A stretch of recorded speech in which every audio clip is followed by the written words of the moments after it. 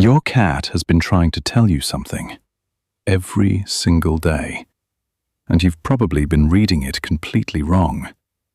Most owners think love means toys and treats and lap time, and they're not wrong exactly. They're just missing the layer underneath, the part that actually matters to your cat. Studies suggest that only about 2% of cat owners actually do the things that matter most to their cats. Not because they don't care, but because no one ever told them what those things were. By the end of this video, I'll show you the one thing almost no one does, something that reaches into your cat's earliest emotional memory. And all it takes is something you already have at home. Most people think when their cat rubs its face along their arm, it's just a quirky little habit. Sweet, maybe. A little odd. Something you let happen and then move on from. But here's what's actually happening. Your cat is marking you. Not out of dominance, out of devotion. Scent for a cat is security. When they press their cheek into your skin or headbutt your shoulder, their entire body is saying one thing: I chose you. Out of every corner of this house, every warm surface, every safe place I could have gone, I chose you. It's one of the deepest emotional declarations they know how to make. And here's the part that hurts a little. How you respond in that moment teaches them everything.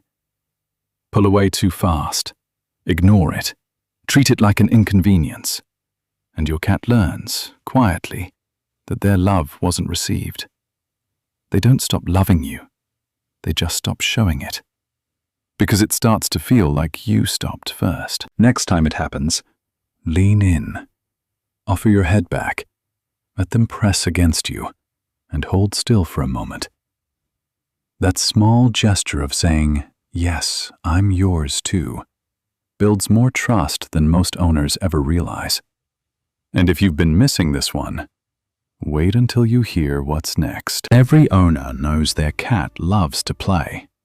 What most don't realize is they've been accidentally breaking something important every single time. To your cat, play isn't entertainment, it's survival rehearsal. Thousands of years of instinct are firing when they stalk a toy across the floor. The crouch, the focus, the pounce. That's ancient. That's real. But here's the mistake almost everyone makes. They never let their cat win. The toy keeps darting away. The hunt never ends in a kill. And for your cat's nervous system, that's not frustrating. It's devastating. Their brain registers it as failure. I'm bad at being a cat. That bottled up energy doesn't just disappear. It comes out as random chaos, aggression, or a kind of quiet, restless unhappiness that's hard to name. The fix is simple. During play, give your cat a real chase. Then slow down. Let them catch it. Let them win. Even better, follow the full instinct loop. Hunt, catch, eat, rest. Finish with a treat. Close the circuit. A cat that gets to complete that cycle is a calmer, more trusting, more contented animal. And what your cat loves even more than catching a toy? We'll get to that. Your cat follows you from room to room, but the moment you reach for them, they drift just out of reach. Most owners read this as rejection. It isn't. What you're witnessing is parallel bonding, one of the quietest and most profound ways cats show trust. Sitting across the room from you, in your presence but not in your arms, is a statement. It means they feel safe enough to just exist near you without needing protection. That takes something. But when owners push back, constant reaching, picking up, interrupting their stillness, it erodes that bond, slowly, invisibly, without a single obvious moment of damage. If your cat is nearby but not engaging, offer your hand low to the ground and wait. If they come to you, you've earned it. If they don't, you've still shown them something important, that you respect their terms. Silence, to a cat, is sacred. It's how they connect. Not with noise, but with presence. And once you understand this, the next tip will completely change how you see the ordinary objects in your home. What if your cat could feel you next to them, even when you're not home? Here's something that sounds too simple to matter. Take a shirt you've worn, something soft, something unwashed, and leave it in one of your cat's favorite sleeping spots. That's it. But what happens inside your cat when they curl up in it goes much deeper than comfort. Your scent, your actual skin oils, your warmth baked into the fabric, hits your cat's nervous system like a hand on their back that says, "I'm here." It dramatically lowers stress. It builds emotional trust. For rescues or anxious cats, it can be genuinely transformative. You're not leaving behind a shirt. You're leaving behind yourself. And your cat knows the difference. But here's the thing. Even a cat who feels completely secure at home can still be quietly suffering because of one thing most owners never think to question. Think your cat doesn't care about your morning routine? Miss it once, and watch what happens. Cats don't just live for habit. They depend on it emotionally. Their nervous systems are wired to read patterns as safety signals. When the same sequence of events repeats every morning, your voice, your movement, your attention, their brain stops scanning for danger and starts settling. The first moments of your day set the entire emotional tone of theirs. A soft, "Hey," when you walk into the kitchen, a slow blink, a brief scratch behind the ears. These aren't just rituals to your cat. They're signals that say, "Today is safe. You are safe. Everything's okay." When that signal disappears, even for a single day, something in them quietly braces. Pick one consistent morning gesture. Keep it small if you need to. Just keep it. Because to your cat, that moment isn't a habit. It's proof. And the next thing we're going to talk about is something your home might be quietly taking away from your cat, without either of you realizing it. Why does your cat always find the highest point in any room? The top of the fridge, the shoulder-height shelf, the narrowest ledge above the door? It's not curiosity, it's psychology. In the wild, elevation equals safety. The higher they are, the more control they have over their environment. They can see every threat, every exit, every corner of the world below. Height, for a cat, is peace of mind made physical. If your home doesn't offer vertical layers, your cat isn't just mildly inconvenienced. They're operating in a constant low-level scan mode. No obvious signs, maybe, but underneath, tension, watchfulness. The kind of stress that shows up as skittish behavior, over-grooming, or hours of unexplained hiding. You don't need expensive towers. A sturdy shelf, a blanket draped over the top of a dresser, a mounted window perch. Give your cat somewhere to be above it all, and watch them finally exhale. Your cat has a favorite sleeping spot, except tomorrow, they might not use it, and the day after, somewhere else entirely. Most owners see this as random.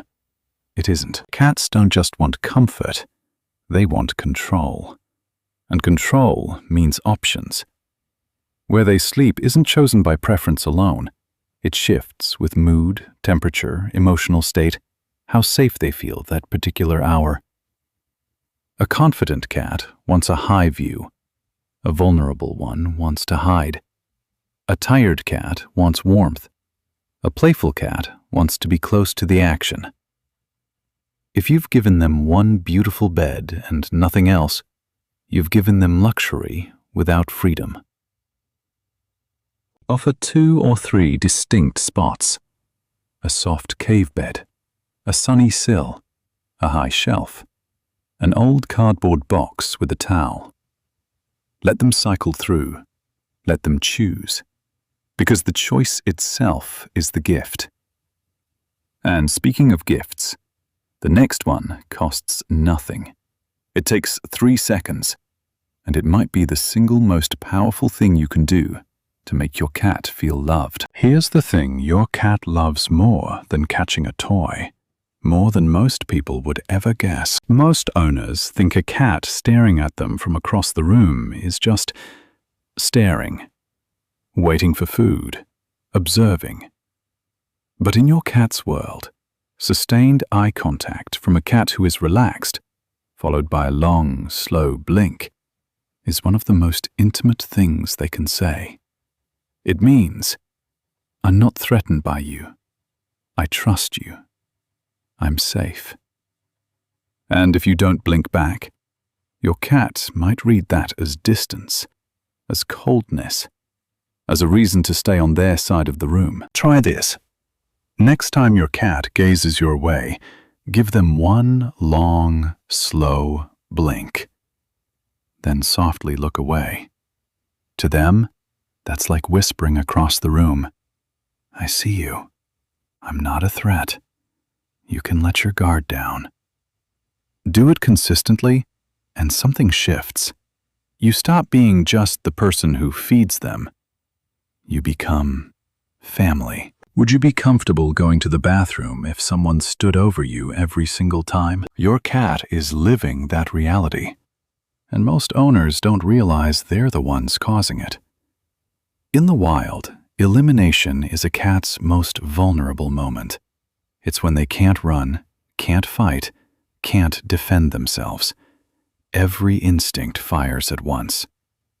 So when the litter box is in a high-traffic corner, or you hover nearby, or the space feels unpredictable and watched, that vulnerability becomes stress. And stress, for a cat, doesn't disappear. It redirects into accidents, into avoidance, into what looks like defiance, but is really anxiety, looking for somewhere to go. Give them quiet. Give them privacy. Keep the box clean, but don't scrub it immediately after every visit. Let their scent linger just a little. It tells them that space is theirs.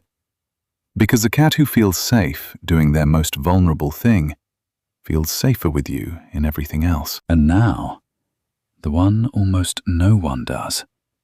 The one that reaches back to something your cat has carried since before they could open their eyes. Take a clean, soft toothbrush. Run it under room temperature water.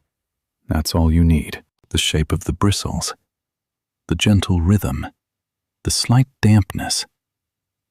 To your cat's nervous system, this isn't a grooming tool. It's their mother. The slow strokes along the forehead, the cheeks, behind the ears, those are exactly the spots a mother cat would tend to. And something in your cat's body remembers. Deeply. Immediately. This is especially powerful for rescues, for cats with a rough start, for any cat who flinches a little at touch and you've never quite understood why. For them, this can quietly rewire everything. The way they experience contact, the way they feel in your hands, the way they understand what it means to be close to you. Watch their eyes. Watch them close. Feel them lean in. That's not just relaxation. That's a cat traveling back to the only place they ever felt completely, unconditionally safe. And finding you there. Tonight, when your cat follows you from room to room, or blinks slowly from across the couch, or quietly lays down right next to you without making a sound, don't scroll past it. That's not nothing. To them, that's everything.